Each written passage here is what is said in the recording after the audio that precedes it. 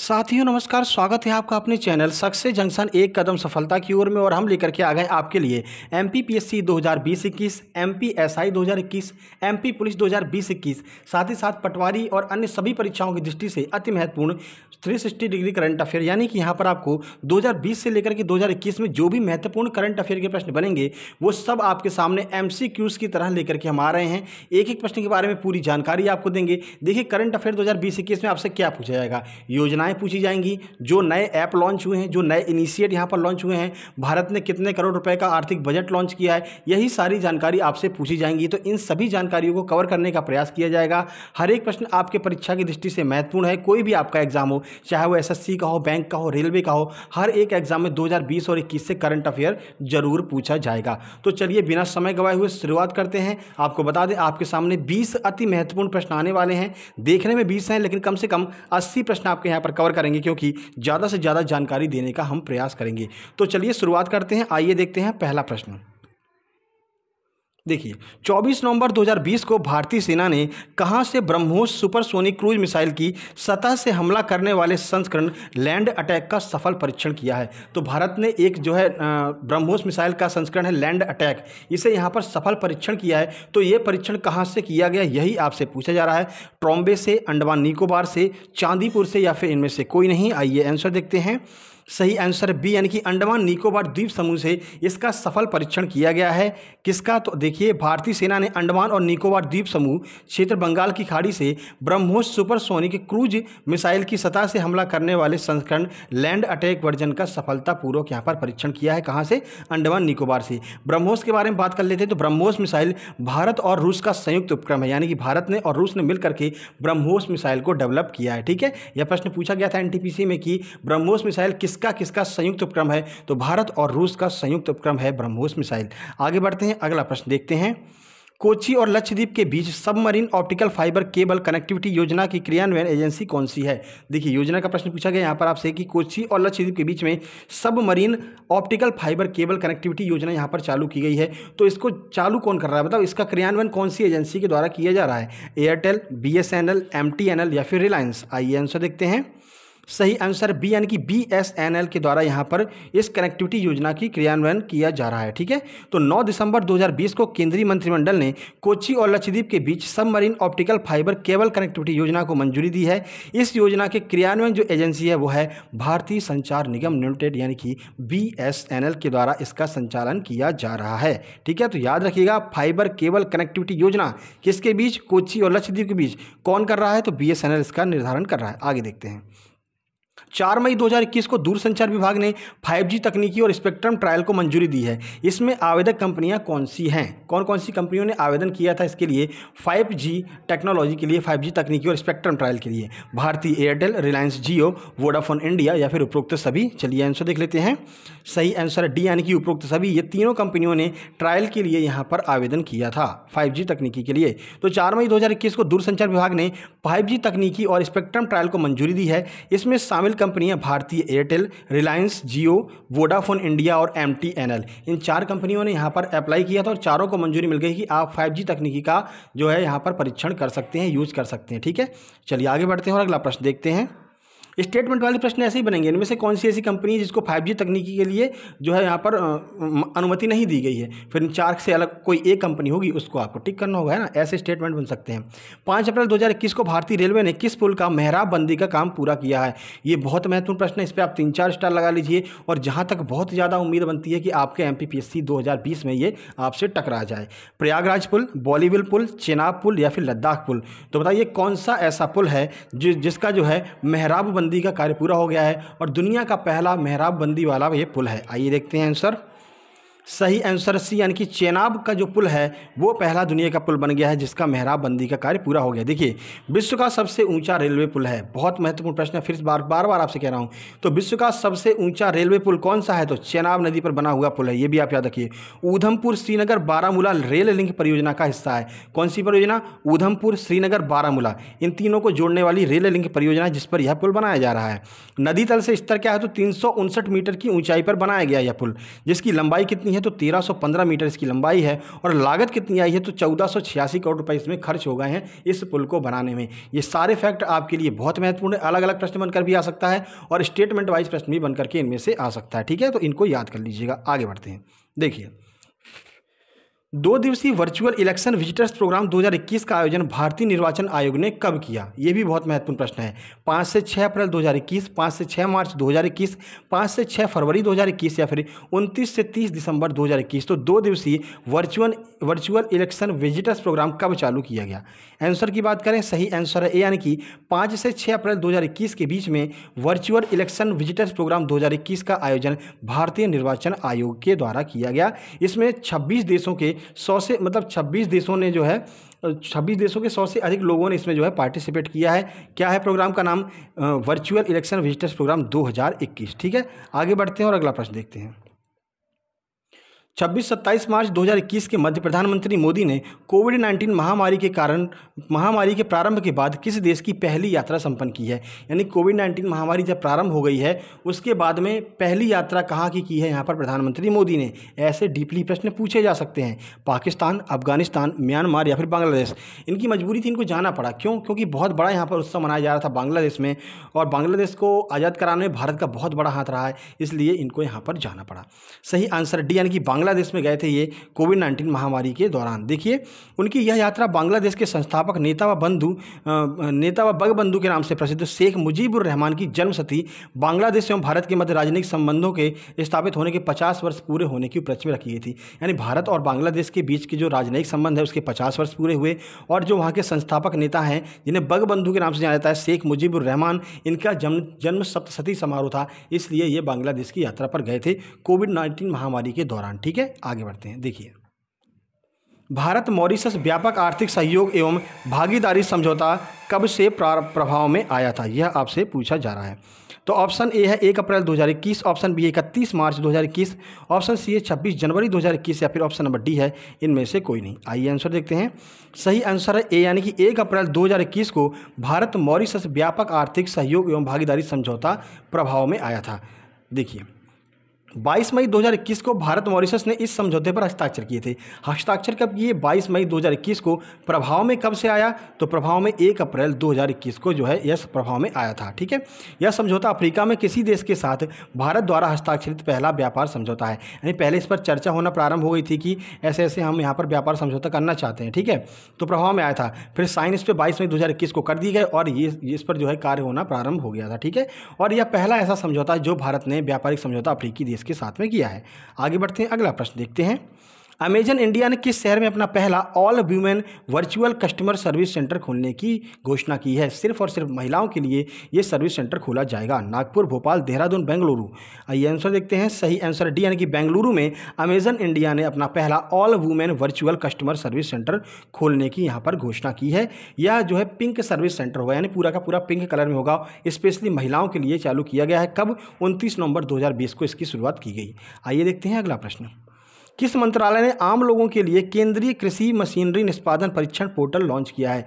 ऐसे पोर्टल हो गए, ऐसी योजनाएं हो गई, ऐप हो गए, यही सारे प्रश्न आपसे पूछे जाएंगे। तो एक एक प्रश्न आपके लिए बहुत महत्वपूर्ण साबित होने वाला है। ठीक है, वित्त मंत्रालय ने, कृषि एवं किसान कल्याण मंत्रालय ने, रेल मंत्रालय ने या फिर नगरीय पंचायत मामले मंत्रालय ने? चलिए आंसर देख लेते हैं। सही आंसर बी, यानी कि कृषि एवं किसान कल्याण मंत्रालय ने आम लोगों के लिए केंद्रीय कृषि मशीनरी निष्पादन परीक्षण पोर्टल लॉन्च किया है। 24 सितंबर 2020 को कृषि एवं किसान कल्याण मंत्रालय ने केंद्रीय कृषि मशीनरी निष्पादन परीक्षण पोर्टल लॉन्च किया। यह पोर्टल निर्बाध तरीके से लोगों को मशीनों के परीक्षण की प्रगति के आवेदन के बारे में जानकारी प्रदान करेगा कि कैसे आप मशीनों को खरीद सकते हैं, कैसे आवेदन कर सकते हैं, कितनी छूट आपको मिलेगी, ये सारी जानकारी इस पोर्टल के माध्यम से उपलब्ध कराई जाएगी। आगे बढ़ते हैं, अगला प्रश्न देखते हैं। भारत और रूस के बीच संयुक्त नौसैनिक अभ्यास इंद्र नेवी 2020 का 11वां संस्करण कहां पर आयोजित हुआ? यह बहुत महत्वपूर्ण प्रश्न है क्योंकि एक अभ्यास का प्रश्न जरूर पूछा जाता है। ठीक है, तो याद रखिएगा इंद्र नेवी किसके बीच होता है? भारत और रूस के बीच। 11वां संस्करण कहां पर हुआ? यही आपसे पूछा जा रहा है। बंगाल की खाड़ी, अंडमान निकोबार, अरब सागर या फिर हिंद महासागर? आंसर की बात करते हैं, सही आंसर है ए, यानी कि बंगाल की खाड़ी में भारत और रूस के बीच 4 से 5 सितंबर 2020 के मध्य संयुक्त नौसैनिक अभ्यास इंद्र नेवी 2020 का आयोजन किया गया। इस द्विवार्षिक संयुक्त नौसैनिक अभ्यास की शुरुआत 2003 में हुई थी। 2003 से यह आयोजन लगातार किया जा रहा है। इस बार इसका 11वां संस्करण आयोजित किया गया बंगाल की खाड़ी में इंद्र नेवी 2020 का। आगे बढ़ते हैं, अगला प्रश्न देखते हैं। 29 सितंबर 2020 को जारी IIFL वेल्थ हारून इंडिया रिच लिस्ट में जो है शीर्ष स्थान किसको प्राप्त हुआ, यानी पहला स्थान किसको प्राप्त हुआ है? विराट कोहली, करीना कपूर, रोहित शेट्टी या फिर मुकेश अंबानी? तो पहला स्थान किसे मिला है? सही आंसर डी, यानी कि मुकेश अंबानी को IIFL वेल्थ हारून इंडिया रिच लिस्ट में पहला स्थान प्राप्त हुआ है। देखिए 29 सितंबर 2020 को जारी IIFL वेल्थ हारून इंडिया रिच लिस्ट में रिलायंस इंडस्ट्री के अध्यक्ष मुकेश अंबानी ने पहला स्थान प्राप्त किया है। तो बहुत महत्वपूर्ण प्रश्न है, पहला स्थान किसको मिला है? तो मुकेश अंबानी रिलायंस को मिला है। आगे बढ़ते हैं, अगला प्रश्न देखते हैं।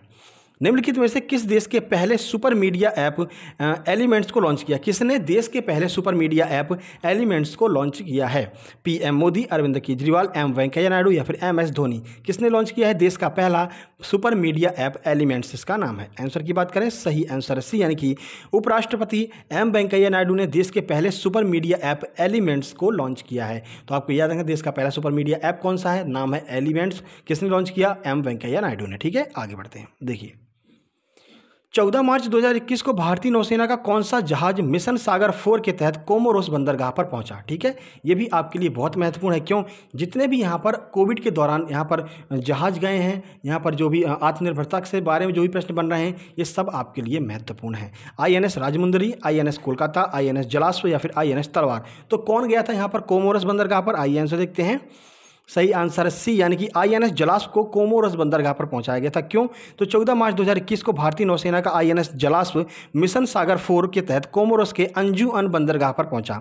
यह जहाज अपने साथ 1000 मीट्रिक टन चावल ले गया था। ठीक है, कोविड की वजह से वहां पर महामारी फैली हुई थी और लोगों को यहाँ पर खाद्य आपूर्ति करने के लिए भारत का जहाज INS जलाश्व कोमोरोस गया था 1000 मीट्रिक टन चावल को लेकर के।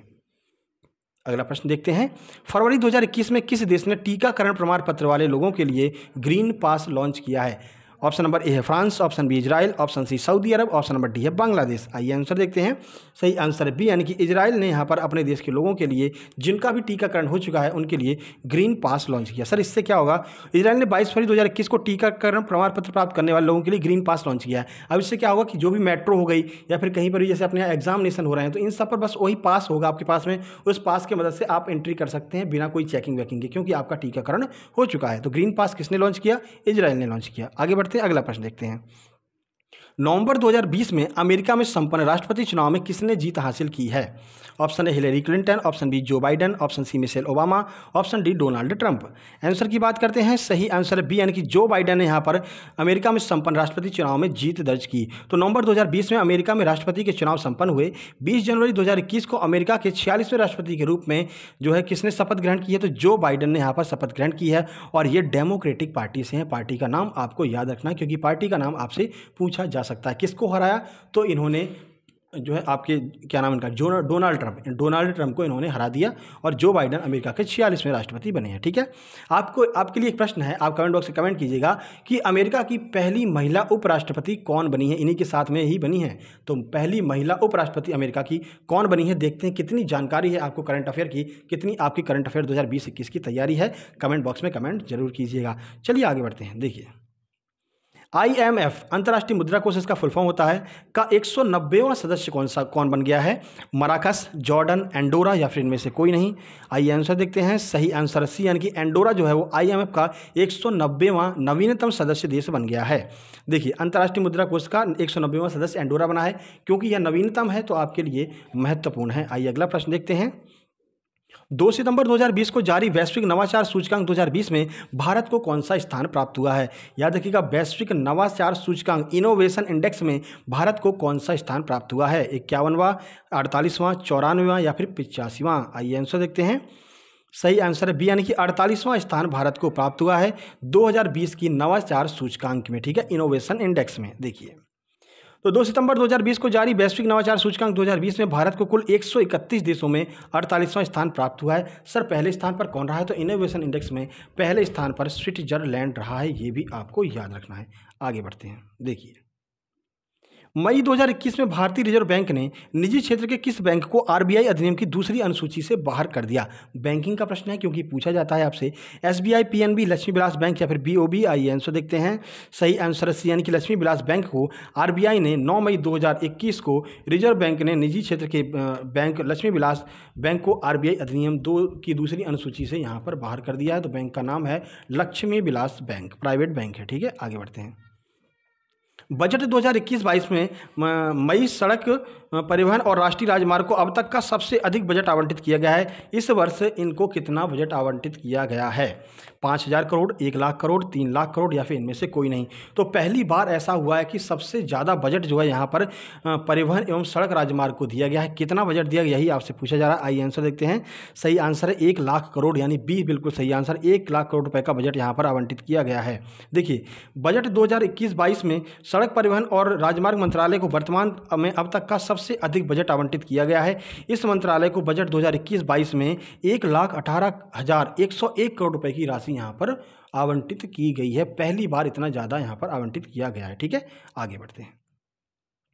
आर्थिक समीक्षा से प्रश्न कर लेते हैं। तो आर्थिक समीक्षा 2020-21 के अनुसार वर्ष 1960 के बाद वर्तमान समय तक भारतीय अर्थव्यवस्था में कितनी बार ऋणात्मक वृद्धि दर्ज हुई है, यानी कि भारतीय अर्थव्यवस्था कितनी बार यहाँ पर माइनस में गई है, यह पूछा जा रहा है। 4 बार, 5 बार, 3 बार या फिर 2 बार। आइए आंसर देख लेते हैं। सही आंसर है ए यानी कि 4 बार भारतीय अर्थव्यवस्था जो है वो माइनस में गई है। क्यों गई थी, क्या क्या रीजन था और कब कब ये जो है माइनस में गई है, सारी जानकारी आइए आपको देते हैं चारों बार की। देखिए, पहली बार गई थी 1965-66 में। सर क्यों गई थी? क्योंकि भारत पाकिस्तान का युद्ध हुआ था। दूसरी बार 1971-72 में गई थी। सर क्यों गई थी? क्योंकि फिर से भारत पाकिस्तान का युद्ध हुआ था। तीसरी बार 1979-80 में गई थी। राजनीतिक अस्थिरता की वजह से काफ़ी सारे सरकारें 1979-80 के बीच में काफ़ी सारी सरकारों में जो परिवर्तन हुआ था, तब ऋणात्मक गई थी। और चौथी बार अभी हाल ही में 2020-21 में कोविड-19 की वजह से माइनस में गई है भारतीय अर्थव्यवस्था। तो अब तक 4 बार गई है। आर्थिक समीक्षा से यह प्रश्न है, महत्वपूर्ण है, आपका इकोनॉमिक्स का करंट अफेयर का प्रश्न बन सकता है। ठीक है, चलिए आगे बढ़ते हैं। तो ये थे आज के महत्वपूर्ण प्रश्न। आपको कैसे लगे कमेंट बॉक्स में कमेंट कीजिएगा और ये जरूर बताइएगा कि अमेरिका की पहली महिला उपराष्ट्रपति कौन बनी है। बाकी आपको बता दें, रोज़ सुबह 7:30 बजे हम आपके लिए डेली करंट अफेयर लेकर के आते हैं, जिसमें हम करंट अफेयर डेली की करंट अफेयर कराते हैं, एमपी करंट अफेयर कराते हैं, स्टैटिक जीके कराते हैं और एक अवार्ड को डिस्कस करते हैं। ठीक है, तो कल 13 मई वाली करंट अफेयर देखिएगा, आपको अपने आप समझ में आ जाएगा। वहाँ पर हमने एक साहित्यिक अवार्ड को डिस्कस किया है, डेली करंट अफेयर कराई है। आज की करंट अफेयर हमने पोस्टपोन कर दी है। क्यों? क्योंकि एमपीपीएससी का एग्जाम आ गया है और 2020-21 की करंट अफेयर यहाँ पर पूछी जा सकती है। ठीक है, तो डेली करंट अफेयर अपने टाइम पर चलती रहेगी, बस आज के लिए हमने पोस्टपोन किया। ठीक है, बाकी आपको पता है दोपहर में 12:30 बजे हम प्रैक्टिस सेट लेकर के आते हैं। एमपीपीएससी वालों के लिए लगातार प्रैक्टिस सेट लेकर के आ रहे हैं। अगर आपने अभी तक प्रैक्टिस सेट नहीं देखी है तो चैनल के अंदर विजिट करके देख सकते हैं। बाकी एमपी पुलिस और एमपीएसआई का जैसे ही एग्जाम आता जाएगा, हम special series free of cost MP police MPSI के लिए लेकर के आते रहेंगे। ठीक है, बाकी जल्द ही मिलते हैं एक नई वीडियो में। तब तक के लिए नमस्कार, धन्यवाद। टेलीग्राम चैनल जरूर ज्वाइन कर लीजिएगा, सक्सेस जंक्शन के नाम से आपको टेलीग्राम ऐप पर सर्च करने पर मिल जाएगा। ठीक है, तब तक के लिए नमस्कार, धन्यवाद।